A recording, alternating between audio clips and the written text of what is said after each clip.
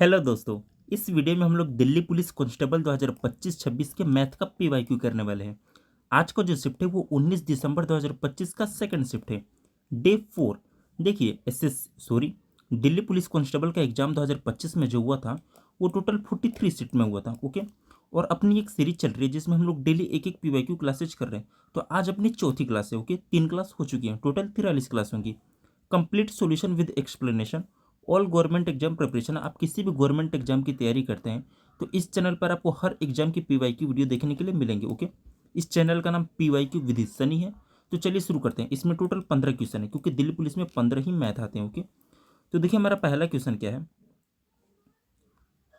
देखिए, एक कपड़े का अंकित मूल्य 1,000 रुपये है। इसे 20% और 30% की क्रमिक छूट के बाद बेचा जाता है। विक्रय मूल्य क्या है।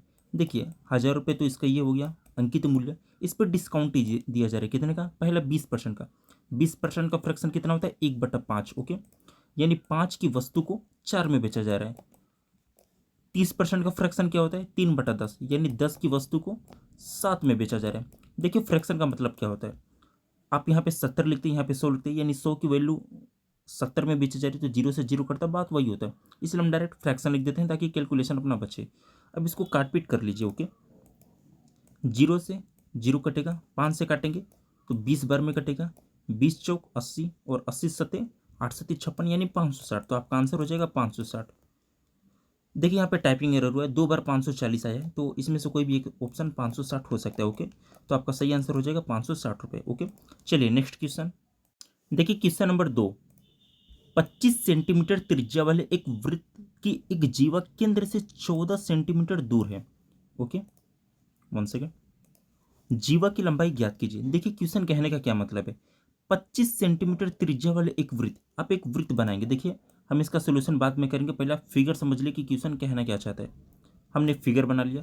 क्या कह रहे हैं, 25 सेंटीमीटर एक वाले एक वृत्त की त्रिज्या। ओके, इसका त्रिज्या कितना है, 25 सेंटीमीटर। हमने त्रिज्या निकाल दिया, ये कितना है, 25 सेंटीमीटर। ओके, वृत्त की एक जीवा केंद्र से 14 सेंटीमीटर दूर है। एक जीवा खींचेंगे जो 14 सेंटीमीटर दूर है। तो मान लीजिए 14 सेंटीमीटर आपका यहां तक होता है। ओके, 14 सेंटीमीटर यहां तक होता है। भाई ये पूरा 25 है तो 14 सेंटीमीटर यहां तक का मान लीजिए। ये क्या है आपकी, यहां से एक जीवा है, जीवा ऐसी ही होती है।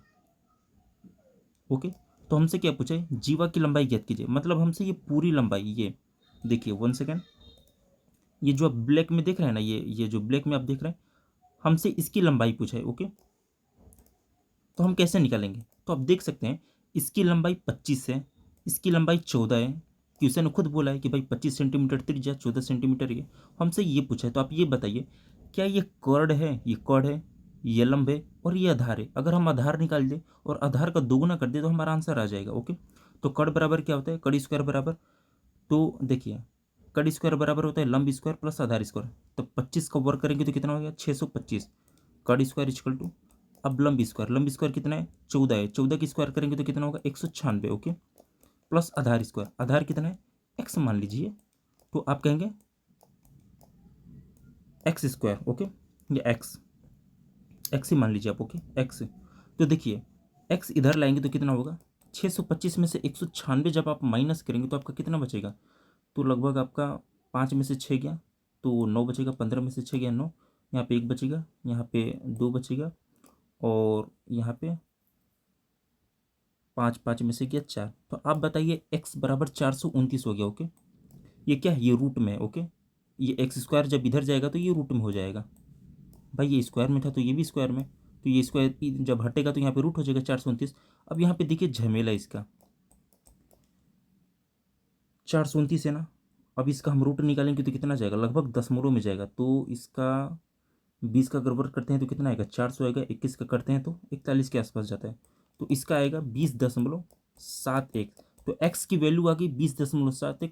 हमसे पूछा है जीवा, जिया मतलब सॉरी जीवा, और जिया जीवा जीवा। ओके, जिया लड़की जीवा। तो देखिए ये पूरा जीवा है, हमने आधा निकाला एक्स, तो हम 2x कर देते हैं तो पूरा जीवा आ जाएगा। तो इसका दोगुना कीजिए तो आप कितना करेंगे, 1 दूना 2, 7 दूना 14 के 4 हासिल 1 और 2 दूनी 4। तो आप कहेंगे 41.42। तो ऑप्शन सी। उम्मीद है आपको समझ में आया होगा, कुछ डाउट वाला से में नहीं था। चलिए नेक्स्ट क्वेश्चन। देखिए क्वेश्चन नंबर 3 क्या कह रहा है, एक आदमी ने बैग 1000 रुपये में खरीदा और उसे 1100 रुपये में बेच दिया, उसका लाभ प्रतिशत क्या है? तो देखिए कितने ज़्यादा में बेचा, आपने कहा भाई 100 रुपये ज़्यादा में बेचा, किस पर बेचा? तो हमेशा लागत मूल्य या अंकित मूल्य नीचे आ जाता है। तो आप कहते हैं कि भाई 1000 है गुणे 100 प्रतिशत निकालने के लिए। ओके, तो आपने कहा भाई डबल जीरो से ये डबल जीरो कटा, एक जीरो से एक जीरो, तो 10%। ऑप्शन आपका डी। ओके, चलिए नेक्स्ट क्वेश्चन। देखिए क्वेश्चन नंबर 4 क्या कह रहा है, एक आदमी 100 रुपये में 7 पेन और 5 पेंसिल खरीदता है। ओके, अगर एक पेंसिल की कीमत एक पेन की कीमत से 2 रुपये ज़्यादा है तो एक पेन की कीमत क्या है? देखिए इसको एक्स वाई मान के लगाएंगे तो काफ़ी लंबा हो जाएगा। कॉमन सेंस का यहाँ पे यूज करते हैं। ओके, कॉमन सेंस का। तो यहाँ पे आपने देखा कि पेन है और पेंसिल है, आपने मान लिया पेन, और पी से पेन और सी से पेंसिल। ओके, अगर एक पेंसिल की कीमत एक पेन की कीमत से 2 रुपये ज़्यादा है, ओके, पेन की कीमत से 2 रुपये ज़्यादा है, आप बोल सकते हैं कि भाई अगर इस पेन का कीमत 4 रुपये है तो इसका कीमत कितना होगा? आप बोलेंगे 4 + 2, 2 रुपये ज़्यादा यानी 6 रुपये।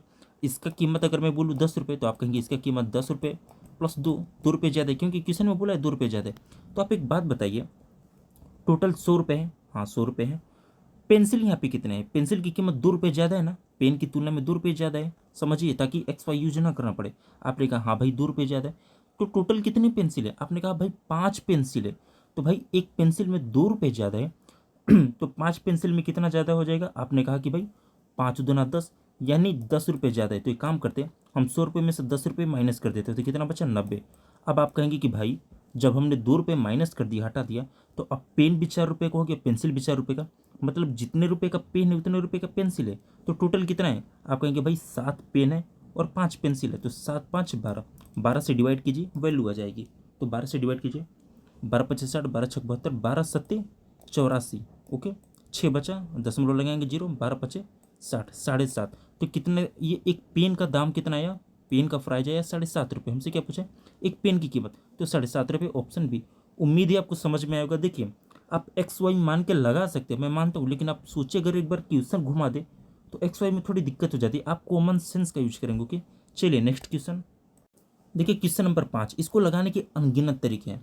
चावल की कीमत 30% बढ़ गई, एक परिवार को अपनी खपत कितने प्रतिशत कम करनी चाहिए ताकि खर्च वही रहे?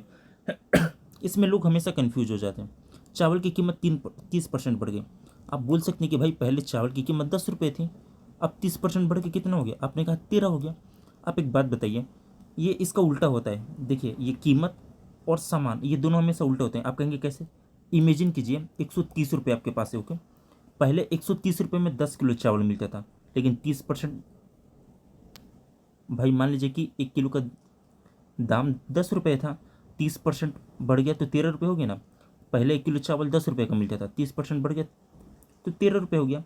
अब आपके पास टोटल 130 रुपये थे, तो भाई जब 10 रुपये किलो थी तो आप 13 किलो खरीदते थे ना। अब भाई 13 रुपये किलो हो गया तो आप 10 किलो खरीदेंगे ना। तो ये एक दोनों को उल्टा होता है। अब मान लीजिए 130 रुपये था, ठीक, समझ गए होंगे आप। एक परिवार को अपनी खपत कितने प्रतिशत कम करनी चाहिए? तो भाई 13 किलो पहले आता था, अब 10 किलो आ रहा है, तो कितना कम करना है? तो आप कहेंगे भाई 3 कम करना है। 3 कम हुआ ना, किस पे कम करना है? तो पहले वाले पे हमेशा किया जाता है, तो 13 पे गुणे 100, प्रतिशत में बताने के लिए 100। अब हमें कैलकुलेशन करना है, 100 × 3, तो आप कहेंगे 300, ये 300 हो जाएगा। अब 300 को 13 से डिवाइड कीजिए, कितनी बार में जाएगा? 13 दूना 26, 4 बचा, 4 जीरो 40, 13 तियाई 39, 1 बचा, तो 30.1, ऑप्शन सी। उम्मीद है आपको समझ में आएगा। अगर नहीं आया तो एक सेकंड टाइप बताता हूँ। ओके, चलिए आप ये भी मान लीजिए 10 रुपये किलो चावल है। ओके, एक महीने में आप 10 किलो खरीदते हैं, इसमें आपका परिवार अच्छे से खा लेता है, कितना हो गया? आप कहेंगे 100 रुपये हो गया। भाई पता चला कि महंगाई बढ़ गई और आपका चावल अब 13 रुपये किलो हो गया। ओके, तो भाई कन्फर्म में ये कम होगा, तो अब कितना कम होगा? यहाँ पे एक्स मानो, यहाँ पे गुणे 100 करो, डिवाइड करो, तो आप 13 से एक्स की वैल्यू निकालेंगे, 13 से डिवाइड करेंगे तो कितनी बार में जाएगा? 13×5 = 65, 13×6 = 71, 13×7 = 94, 13×7 = 94, 6 बचा। तो भाई 1 सेकेंड, मुझे पढ़ा उतना अच्छे से याद नहीं। 13×7 = 91, नहीं, 13×5 = 65, 13×6 = 78, 13×7 = 13 13×7 = 91, 9 बचा ना, 9, तो 9 0 90, 13×6, भाई आप कैलकुलेट कर लीजिए। देखो 1 सेकेंड, ज़रूरी नहीं है कि जिसको पढ़ा ना है उसको मैथ ना है, ताकि देखिए एग्जाम में जब आप आएंगे जब भी ना कैलकुलेट करना था, आप डायरेक्ट कैलकुलेट कर लेते हैं। आप 13 से डिवाइड करेंगे, जो भी आंसर आएगा ना उसको 2 में से देखना है कि कितना कम है, वही आपका आंसर हो जाएगा। ओके, चलिए next question, question number 6। Okay, एक समद्विबाहु त्रिभुज का परिमाप 120 सेंटीमीटर है। ओके, आधार बराबर भुजा की लंबाई का 3/2 गुना है। आधार की अनुमानित लंबाई क्या है? तो देखिए, समद्विबाहु त्रिभुज, समद्विबाहु त्रिभुज होता क्या है? आप कहेंगे जिसकी दो भुजाएं बराबर हों और एक भुजा असमान हो। देखिए दो भुजाएं बराबर है ना, इसी को कहते हैं समद्विबाहु त्रिभुज। इसका परिमाप है 120 सेंटीमीटर। आधार बराबर भुजा की लंबाई, आधार बराबर भुजा की लंबाई, आधार, देखिए यहाँ पे क्वेश्चन में कोमा नहीं दिया था। ओके, जैसा दिया है वैसे मैंने लिखा है। आधार बराबर भुजा की लंबाई का 3/2 गुना है। यानी आप बोल सकते हैं कि इसकी लंबाई 2 है, इसकी लंबाई 2 है, तो इसकी लंबाई 3 है, क्योंकि यहाँ पे बोला है आधार बराबर भुजा की लंबाई का, बराबर भुजा की लंबाई का 3/2 गुना है। यानी ये 2 है तो ये 3 है। ओके, हमें आधार की अनुमानित लंबाई क्या है? टोटल कितना दिया है? आप कहेंगे 120। ओके, 2 2 4 और 3 7, ये 7 की वैल्यू है। हमसे क्या पूछा है? हमसे पूछा है आधार के अनुमानित। आधार कितना है? 3। तो इसको कैलकुलेट कीजिए, 12 3 36 यानी 360। 360 को 7 से डिवाइड कीजिए, 7 5 35, एक बचा 1 0 10, तो 7 एकम में 10, 10 तो 51 ऑप्शन ए में ये। ओके, उम्मीद है आपको समझ में आएगा। चलिए नेक्स्ट क्वेश्चन। अब बारिश हो रही है, पता नहीं आवाज़ इसमें जा रहा है कि नहीं जा रहा है बारिश का। देखिए क्वेश्चन नंबर 7 क्या है? ए एक काम को 6 दिन में पूरा कर सकता है, बी उसे 9 दिन में पूरा कर सकता है और सी उसे 18 दिन में पूरा कर सकता है। उन्हें मिलकर काम पूरा करने में कितना समय लगेगा? तो देखिए, ए आपका कितना लेता है? आप कहेंगे 6 दिन लेता है। बी कितना लेता है? आप कहेंगे 9 दिन लेता है। और सी कितना दिन लेता है? 18 दिन लेता है। एलसीएम लेंगे। ओके, तो आप कहेंगे 18 आ जाएगा। ओके, तो क्षमता निकालेंगे एफिशिएंसी, तो 6 18, 9 दूनी 18, 18 कम 18, तो ए की क्षमता एक दिन में 3 ईंट उठाने की, इसकी 2 ईंट उठाने की, इसकी 1 ईंट उठाने की, टोटल 18 ईंट है। तो 3 2 5 1 6, जब एक दिन में 6 काम हो रहा है और टोटल 18 काम है तो कितने दिन लगेंगे? आप कहेंगे 3 दिन काम लगे, 3 दिन लगेगा। ओके, तो ऑप्शन सी। उम्मीद है आपको समझ में आएगा। चलिए नेक्स्ट क्वेश्चन, चलिए नेक्स्ट क्वेश्चन है क्वेश्चन नंबर 8। ओके, ए उस काम को 20 दिन में, बी 30 दिन में और सी 60 दिन में कर सकता है। अगर ए अकेले 4 दिन काम करता है, फिर बी और सी उसे पूरा करते हैं, तो बी और सी को कितने दिन लगेंगे? ओके, तो देखिए, ए कितने दिन में लेता है? आप कहेंगे 20 दिन में लेता है। बी कितने दिन में लेता है? आप कहेंगे 30 दिन में लेता है। और सी कितने दिन लेता है? आप कहेंगे 60 दिन लेता है। आप क्षमता निकालेंगे तो टोटल वर्क 60 आपने मान लिया। ओके, तो 20 3 60, 30 दूना 60 और 60 एकम में 60। ओके, आप इसको 12 नहीं मानिएगा। ओके, तो देखिए, ए की क्षमता 3 है, बी की क्षमता 2 है, ए की क्षमता 1 है। क्वेश्चन अब क्या कह रहे हैं? अगर ए अकेले 4 दिन काम करता है, तो ए अकेले 4 दिन में कितना काम करेगा? आप कह रहे ए एक दिन में 3 काम करता है, तो 4 दिन में 12 काम कर दिया। ओके ओके, अब कितना काम बचा भाई? टोटल 60 काम था, 12 काम हो चुका है, तो आप कहेंगे भाई 48 काम अभी भी बचा हुआ है। फिर बी और सी उसे पूरा करते हैं। ओके, बी और सी करते हैं। बी एक दिन में 2 काम करता है और सी एक काम करता है। बी और सी उसे पूरा करते हैं, तो बी और सी कितने दिन लगेंगे? तो देखिए, एक दिन में भी 2 काम करते हैं, सी एक काम करता है, 2 1 3, यानी एक दिन में 3 काम करते हैं दोनों मिलाकर। तो इसको डिवाइड कीजिए तो 16 दिन लगेंगे। ओके, तो बी और सी को कितने दिन लगेंगे? 16 दिन, ऑप्शन सी। उम्मीद है आपको समझ में आएगा। चलिए नेक्स्ट क्वेश्चन, देखिए क्वेश्चन नंबर 9। देखिए इसको भी एक्स वाई मान के आप करेंगे तो काफ़ी लंबा हो जाएगा, इसमें हम कॉमन सेंस का यूज करेंगे। ओके, क्वेश्चन क्या है हमारा? 10 क्रिकेट मैचों का औसत स्कोर 55 रन है। अगर सबसे ज़्यादा स्कोर हटा दिया जाए तो औसत स्कोर 52 रन हो जाता है। सबसे ज़्यादा स्कोर क्या है? देखिए मैं 10 सेकंड का एक थ्योरी देना चाहूँगा ताकि सबको समझ में आ जाए। इमेजिन कीजिए, आपके पास 5 गेंद है, एक के पास 4 गेंद है और एक के पास 3 गेंद है। टोटल कितना हुआ? 5 4 9 3 12 गेंद हुआ। लोग कितने हैं? 3 है, तो औसत कितना होता है? 4। ये 4 का मतलब ये है कि भाई अगर हम सबको जोड़ के सब में बराबर बराबर हिस्सा बांटें, कि भाई हम होता है ना कि भाई चलो हम लोग चलते हैं तालाब के अंदर, ताकि क्रिकेट बॉल के जितने भी बॉल गए हैं हम उन सबको बीनेंगे और आपस में बराबर बांटेंगे। आपने 5 गेंद खोजा, आपके दोस्त ने 4, आपके दोस्त ने 3, टोटल 12 हुआ। और नियम के मुताबिक आपने बराबर बराबर बांटा, तो सबके हिस्से में 4 4 गेंद आई। ओके, तो ठीक वैसे ही है, सबके हिस्से में 4 4 गेंद आई। अब क्वेश्चन की तरफ चलिए। 10 क्रिकेट मैचों का औसत स्कोर 55 रन है। यानी 10 क्रिकेट मैचों में, यानी प्रत्येक क्रिकेट मैच में कितने हैं, 55 रन है। सबको बराबर हमने बांट दिया। हो सकता है किसी में 5 रन बने, किसी में 100 रन बने, हमने सबको 55 रन बराबर बांट दिया। ओके, अगर सबसे ज़्यादा स्कोर हटा दिया जाए, आपका एक घमंडी दोस्त आता है, बोलता है कि भाई मैंने इस क्रिकेट में, इस वाले मैच में सबसे ज़्यादा रन मारा था, मैं उसको काउंट नहीं करूँगा, मैं खुद क्रेडिट लूँगा। आपने कहा कि चल भाई अपना तू रन ले जा। ओके, अगर मान लीजिए वो अपना 55 रन ले जाता तो कोई प्रभाव पड़ता? नहीं पड़ता, क्योंकि बाकी लोग में भी 55 55 में। लेकिन औसत स्कोर 52 रन हो जाता है। भाई ऐसे कैसे हो गया? वो अपने 55 का हिस्सा ले गया, कोई प्रभाव नहीं पड़ना चाहिए था, लेकिन 52 हो गया। कितना कम हुआ? आपने कहा 3 3 रन कम हुआ, यानी वो आपके हिस्से का भी ले गया। भाई 10 था, एक चला गया, तो यहाँ पे 9 बचा, और यहाँ पे 52 हो गया, यानी 3 3 की कमी हुई। तो कितने पे हुआ? तो 9 मैचों में 3 3 की रन की कमी हुई, इसको भी लेकर चला गया, तो 29 27। ओके, 7 5 12 के 2, 5 2 7 1 8 82, ऑप्शन बी। उम्मीद है आपको समझ में होगा। औसत का कितना भी बड़ा क्वेश्चन हो, आप ऐसे बांटेंगे तो थोड़ी देर में हो जाएगा, एक्स वाई करने की जरूरत नहीं है। चलिए नेक्स्ट क्वेश्चन देखिए। क्वेश्चन नंबर 10 क्या कहते हैं? रूट में 2 प्लस, फिर रूट में 2 प्लस, फिर रूट में 2 प्लस। देखिए दिल्ली पुलिस के हर शिफ्ट में ये क्वेश्चन आए, हर शिफ्ट में। अगर आपके शिफ्ट में, मतलब इसको सोल्यूशन कैसे करना है ये बताता हूँ। ए प्लस, फिर रूट उसी में रूट हो, ए प्लस फिर उसी में रूट हो। ओके, वही है ना। देखिए ए दो दो दो सबसे में। देखिए अगर प्लस हो, हम इसको ऐसे करेंगे, एक्स इंटू, बस समझा रहा हूँ, करना नहीं है।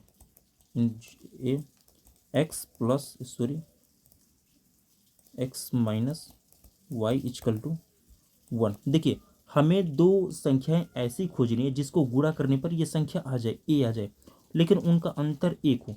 तो अब 2 का करेंगे तो क्या होगा? आप कहेंगे 1 गुणे 2। यहाँ पे प्लस रहेगा तो आंसर बड़ी वाली संख्या होगी, अगर माइनस रहता तो छोटी वाली आंसर होगी। तो यहाँ पर कितना आंसर हो जाएगा? प्लस है ना, तो ये हो जाएगा। अब देखिए यहाँ पर अगर 20 होता तो क्या करते? तो 20 का क्या होगा? 4 गुणे 5। देखिए एक्स इंटू वाई, 4 इंटू 5, 20 हो जा रहा है ना। और 4 और 5 के बीच का अंतर कितना है? इन दोनों के बीच का अंतर 1 होना चाहिए। ओके, तो यहाँ पे अगर प्लस है तो 5 हो जाएगा, अगर माइनस है तो 4 हो जाएगा। ओके, अगर मान लीजिए कि 42 हो तो आप क्या कहेंगे? आप कहेंगे 6 गुणे 7। प्लस रहता तो 7 आंसर होता, और माइनस रहता तो 6 आंसर होता। ओके, उम्मीद है आपको समझ में आ गया होगा। चलिए नेक्स्ट क्वेश्चन। तो देखिए ये क्वेश्चन इस शिफ्ट का सबसे तगड़ा लेवल का क्वेश्चन है। Question number 11। एक ठोस गोलार्ध का कुल सतही क्षेत्रफल 7,864 सेंटीमीटर स्क्वायर है। इसका आयतन ज्ञात कीजिए। पाई बराबर 22 बटा 7 लेना है आपको। तो देखिए संपूर्ण पृष्ठीय क्षेत्रफल दिया है, कुल सतही क्षेत्रफल दिया है ठोस गोलार्ध का, तो इसका फॉर्मूला क्या होता है? आप बोलेंगे 3 पाई r स्क्वायर, ये होता है। इसकी वैल्यू कितनी है? आप कहेंगे 7 8 6 4। अब हमें करना क्या है? ये हमें दिया है और हमें निकालना क्या है? इसका आयतन निकालना है। आयतन क्या होता है?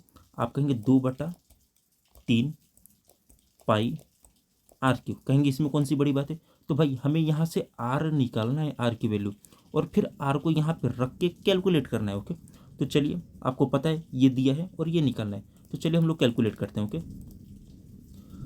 इसको हम पहले 3 से काटते हैं। देखिए 3 × 22/7 इंटू r² इक्वल टू 7864। इसको जब हम काटेंगे तो पहले इस 22 को 11 से काटते हैं, तो 11 सत्ते 77, एक बचा, 11 एक में 11, 5 बचा, 7 8 15, 15 6 21, 21 4 25। तो देखिए भाई पॉइंट में जाएगा। मैं कैलकुलेट इसको करके पहले से रखा हूँ अपने रफ में, ताकि ज़्यादा टाइम ना लगे। आपको ये दिखाता हूँ, ये देखिए मैंने कैलकुलेट किया, r² की वैल्यू कितनी आ रही है आप एक बार देख तो लीजिए। 834.30। अब सोच सकते हैं कि भाई ये कितना तगड़ा दशमलव में जा रहा है। आपको पता है कि स्क्रीन पे सॉल्यूशन करना पॉसिबल नहीं, आप रफ में कर सकते हैं। अब r² की वैल्यू इतनी आ गई, हमें r की वैल्यू बता करनी है। भाई r² की वैल्यू 25 रहती है, तो आप r की वैल्यू 5 बोल देते हैं। अब इसकी वैल्यू आप क्या बताएंगे? भाई ये कौन निकाल पाएगा? अब हो सकता है आप ज़्यादा पढ़े लिखे हो, आप तुरंत निकाल देंगे। एसएससी में मेन खेल टाइमिंग का है। ओके, तो आप r की वैल्यू कितना आएगा? r की वैल्यू मैंने निकाल के रखा है 28.88। लो भाई ये यहाँ तक आएगा, शायद ही कोई निकाल पाए एग्जाम में इसको, हो सकता है आप निकाल लें। r की वैल्यू आ गई ना 28.88। अब हमें बताना है इसका आयतन, तो आयतन में हम रखते हैं। ओके, मैं इसको कट करता हूँ। अब आयतन का फॉर्मूला लिखता हूँ, 2/3 पाई आर क्यू। तो आर की हमारी वैल्यू आ गई थी, तो हम इसको करते हैं 2/3, पाई की वैल्यू 22/7, आर की वैल्यू हमारी कितनी आई थी, तो आप कहेंगे 28.88। ये क्यूब है भाई, अब इसका क्यूब है मतलब ये 3 बार गुणा है। अब इसको अच्छे से आप कैलकुलेट करो, 0.1 भी इधर उधर हुआ तो आप चले गए। ओके, तो इसको कैलकुलेट करेंगे तो अपना इनमें से ही कोई आंसर आएगा, आप कर सकते हैं। मैंने आपको मेथड बता दिया, आप कैलकुलेशन कर सकते हैं। ओके, चलिए नेक्स्ट क्वेश्चन देखिए। क्वेश्चन नंबर 12, एक गोले की त्रिज्या सेंटीमीटर में जिसका आयतन 64 पाई सेंटीमीटर क्यूब है, क्या है? मतलब भाई हमें गोले का आयतन दिया है, हमें उसकी त्रिज्या बतानी है। तो गोले का आयतन कितना होता है, आप कहेंगे 4/3 पाई आर क्यू। हमें इसका डाटा कितना दिया है, 64 पाई। ओके, 64 पाई। आप बोल सकते हैं कि भाई पाई से पाई कट जाएगा। ओके, पाई से पाई हमने काट दिया, बिल्कुल। 4 से हमने 64 भी काट दिया, 16 बार में कटा। ओके, ये 3 ही इधर जाके मल्टीप्लाई में हो जाएगा। तो आर की वैल्यू, आर क्यू की वैल्यू 16 का 16, 16 32, 16×3 = 48। ओके, 48 हो गया। अब देखिए ऑप्शन हम लेंगे। ओके, मान लीजिए अगर हम 5 लेते हैं, 5 होता तो 5 का क्यूब कितना होता है, आप कहेंगे 50, 25, 25, 125। भाई 5 तो बहुत ज़्यादा हो रहा है, तो आप 5.6 तो ले नहीं सकते क्योंकि ये 5 से भी बड़ा है। 6.3 तो ले नहीं सकते आप 6 से, क्योंकि ये 6 से भी बड़ा है। अब हमारे ऑप्शन 2 बचे। ओके, अगर हम 3 लेते हैं तो क्या होता है, 3 का क्यूब कितना होता है, आप कहेंगे तितली का 9, तिरी का 87। ओके, 3 का लेते हैं तो 27 आता है। अगर हम इसे थोड़ा सा बड़ा लेते हैं 4, तो 4 का कितना होता है, आप कहेंगे 64। तो आप देख सकते हैं कि भाई ये इससे बड़ा है और ये इससे छोटा है, तो ये 3 से तो बड़ा ही हो गया, इतना तो कन्फर्म हो। 3 से बड़ा एक ही ऑप्शन में, तो ऑप्शन डी हो जाएगा। ये भी गलत हो जाएगा। उम्मीद है आपको समझ में आया होगा। एग्जाम में आपको कॉमन सेंस का भी खेल करना है। चलिए नेक्स्ट क्वेश्चन देखिए। क्वेश्चन नंबर हमारा 13 क्या कहते हैं, मान ले कि m/n = 10/15, n/k = 3/6, अनुपात ज्ञात करें m/n/k का। तो देखिए तीनों का हमसे पूछा है, ऑप्शन से कर सकते हैं क्या, नहीं हमें करना ही पड़ेगा। तो देखिए m n k, M N की वैल्यू कितनी है, आप कहेंगे 10 और 15। ओके, एन के की वैल्यू कितनी है, आप कहेंगे 3 और 6। तो देखिए कुछ लोग बोलते हैं यहाँ पे भी लिख दो, आप एक दिमाग लगाइए। भाई ये 3 है, यहाँ पे 15 है, हम यहाँ पे 15 लिख दिए। भाई अब जैसा था वैसा का वैसा ही हमने लिख दिया, तो यहाँ पे भी जैसा का वैसा लिख देंगे। आपने देखा कि भाई ये 3 का 5 गुना हमने लिख दिया, तो भाई इसका भी 3, 3×5 = 15, तो इसका भी 5 गुना लिख दीजिए। तो 6×5 = 30, कट रहा है क्या, तो हाँ 5 से कट रहा है, तो 5 से कटाइए, 5×2 = 10, 5×3 = 15, 5×6 = 30। तो 2:3:6, ऑप्शन सी। उम्मीद है आपको समझ में आया होगा। चलिए नेक्स्ट क्वेश्चन देखिए। क्वेश्चन नंबर 14 क्या कह रहे हैं, एक फाइनेंसर अपनी पूंजी का 3/8 भाग 5% पर, 1/4 भाग 8% पर और शेष राशि 1 वर्ष के लिए 12% साधारण ब्याज पर निवेश करता है। यदि उसकी कुल वार्षिक ब्याज आय 1340 रुपये है तो कुल निवेशित पूंजी क्या है। देखिए इसको भी हम एक्स वाई नहीं करेंगे, मैथ है, हम कुछ भी मान सकते हैं। हम अपने हिसाब से कुछ पूंजी माने, हम ऐसा क्या पूंजी माने जो आसानी से कट जाए। तो आपने सोचा कि भाई यहाँ पे 3/8 है, यहाँ पर 1/4 है। हमारा मेन जो पैसा होता है वो नीचे वाला होता है, ऊपर वाला तो बस हिस्सा होता है, हम उसे इन्वेस्ट करते हैं। तो आपने कहा 8 और 4, 8 4 का एलसीएम मान लेते हैं, आपने कहा 32। तो हम मान लेते हैं कि टोटल अमाउंट हमारा 3200 रुपये है। ओके, हमने 3200 मान लिया। अब क्वेश्चन की तरफ चलिए। एक फाइनेंसर अपनी पूंजी का 3/8 भाग, टोटल हमने 3200 माना है, तो 3200 का 3/8 कितना होता है, 8 चौक 32, 4 3 12, आप कहेंगे 1200 रुपये होते हैं। आप कैलकुलेट कर लेंगे भाई, यहाँ भागा में नीचे 8 ऊपर गुड़े 3, तो 8 चौक 32 और 4 3 12।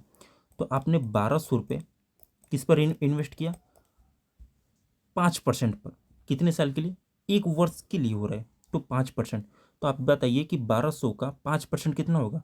तो भाई 1200, ये 100 की वैल्यू है, डबल जीरो से डबल जीरो कट जाएगा, एक की वैल्यू 12, तो 5% की वैल्यू 60 रुपये है।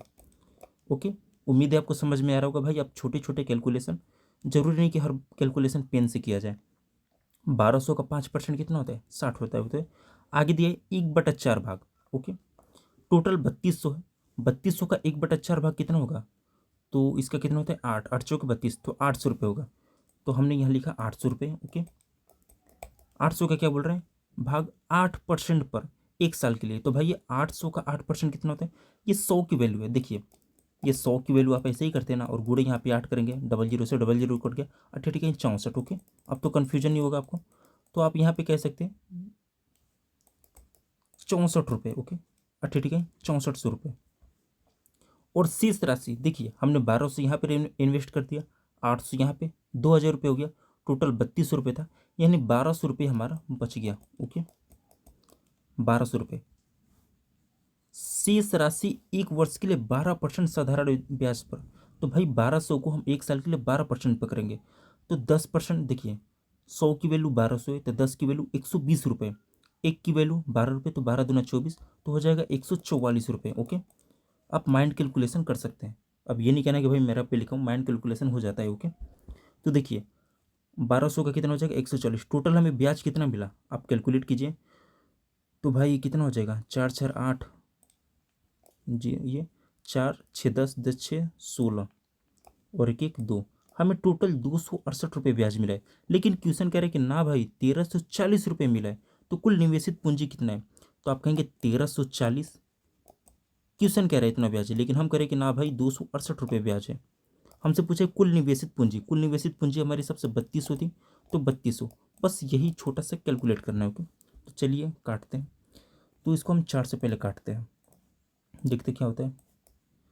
4 से 4 छके 24, 2 8, 4 7 28, 67 बार में, 4 3 12, 1 4 14, 4 3 12, 2 बचा 4 5 20। ओके, अब इसको कैसे काटे भाई, 1 सेकेंड। हाँ, 67 पचे 335 होता है। 67 को आप 60 प्लस 7 मान सकते हैं, तो 6 सते सॉरी 67 पचे, तो आप भाई 60 प्लस 7 मान सकते हैं ना, तो 6 पचे 30 300 और 7 पचे 35 335। ओके, आप ऐसे ही हर कैलकुलेशन कर सकते हैं, जरूरी थोड़ी है कि पहाड़ा याद हो। तो यहाँ पे 335 था, तो ये 5 बार में कट जाएगा। ओके, और 5 का जब 3200 में मल्टीप्लाई करेंगे तो 32 पचे कितना होता है, 5 दूना 10 और 5 3 15 1 16, तो ऑप्शन हो जाएगा इकाई दहाई सैकड़ा हज़ार 10,000 16,000 16,000। उम्मीद है आपको समझ में होगा, मैंने शॉर्ट कैलकुलेशन बताया। चलिए नेक्स्ट क्वेश्चन देखिए, नेक्स्ट क्वेश्चन है 15 नंबर। ओके, एक फाइटर जेट 4 घंटे में 2800 किलोमीटर की दूरी तय करता है। एक कमर्शियल एयरलाइनर की स्पीड जेट की स्पीड से 65% कम है। एयरलाइन 3 घंटे में कितनी दूरी तय करेगा। ओके, तो फाइटर जेट 4 घंटे में 2800 किलोमीटर जाता है, तो हम इसकी पहले स्पीड निकालेंगे। तो भाई 4 घंटे में 2800 किलोमीटर जाता है, तो 7 चौक 28, यानी 1 घंटे में 700 किलोमीटर जाएगा। भाई ये तो नॉर्मल है ना, 4 घंटे में 2800 किलोमीटर, तो 1 घंटे में 700 किलोमीटर, ये फाइटर जेट की है। एक कमर्शियल एयरलाइनर की स्पीड जेट की स्पीड से 65% कम है, यानी ये 65%, 65% का फ्रैक्शन कितना होता है, 13 पचे 65, यानी 13/20 फ्रैक्शन होता है, 65% कम है। तो आप कह सकते हैं कि पहले स्पीड 20 थी, अब 7 हो जाएगी। ओके, तो हमें एयरलाइन की स्पीड मिल गई, एयरलाइन 3 घंटे में कितनी दूरी जाएगी, तो इसको कैलकुलेट कीजिए। आपने 2 से 0 कट जाए, 2 से इसको करेंगे तो 35, 35 का 7 में करेंगे गुणा, तो 7 पचे 35 के 5 हासिल 3, 7 3 21, 21 3 24, ये स्पीड आ गई। पूछ रहे कि 3 घंटे में कितनी दूर जाएगी, तो इसको 3 से मल्टीप्लाई कर दीजिए। 5 3 15 हासिल 1, 3 चौक 12 1 13 हासिल 1, 3 दूनी 6 1 7, 735 किलोमीटर, ऑप्शन बी। उम्मीद है आपको समझ में आया होगा। ओके, चलिए नेक्स्ट देखिए, अपने 15 क्वेश्चन कंप्लीट हो चुके हैं। तो पूरा वीडियो देखने के लिए थैंक यू। और इस चैनल का नाम PYQ विद सनी है। Okay, complete PYQ series for all government exam, subscribe for daily PYQ video, math reasoning Hindi GS। आप किसी भी गवर्नमेंट एग्जाम की तैयारी करते हैं तो आपको यहाँ पर सभी एग्जाम की PYQ वीडियो देखने के लिए मिलेंगे। मेरा नाम सनी है और इस चैनल का नाम PYQ विद सनी है। और इस शिफ्ट में 15 में से 13 नॉर्मल लड़के कर सकते हैं, लेकिन सिलेक्शन उन्हीं का होगा जो 15 करे होंगे। और अभी तक का जो सबसे हार्ड शिफ्ट मैंने देखा है वो 18 का पहला शिफ्ट है, क्योंकि भाई मैं सॉल्यूशन कर रहा हूँ, एनालिसिस कर रहा हूँ, तो देख रहा हूँ 18 दिसंबर का पहला शिफ्ट था, वही सबसे हार्ड अभी तक का मैं मानूंगा। 4 शिफ्ट हो चुके हैं। ओके, तो चलिए मिलते हैं कल की वीडियो में। आज अपनी चौथी क्लास थी, कल मिलेंगे 5वीं क्लास के साथ। तो कल की क्लास होगी 20 दिसंबर की फर्स्ट शिफ्ट की। ओके, देखिए जो भी आपको कमी दिखे, भाई मैं ज़्यादा बोलता हूँ या एक्सप्लेन नहीं करता या फिर वॉइस में दिक्कत है, वॉइस फटी फटी आ रही है, तो प्लीज़ आप कमेंट करें। जब तक हमें अपनी कमियों के बारे में पता नहीं चलेगा हम सुधार कहाँ से करेंगे। मुझे तो ऐसे पता नहीं चलेगा जब तक कमेंट नहीं। तो अगर वीडियो अच्छा लगा हो तो आप सब्सक्राइब कर सकते हैं, वरना आपकी मर्जी। ओके, चलिए मिलते हैं कल के वीडियो में।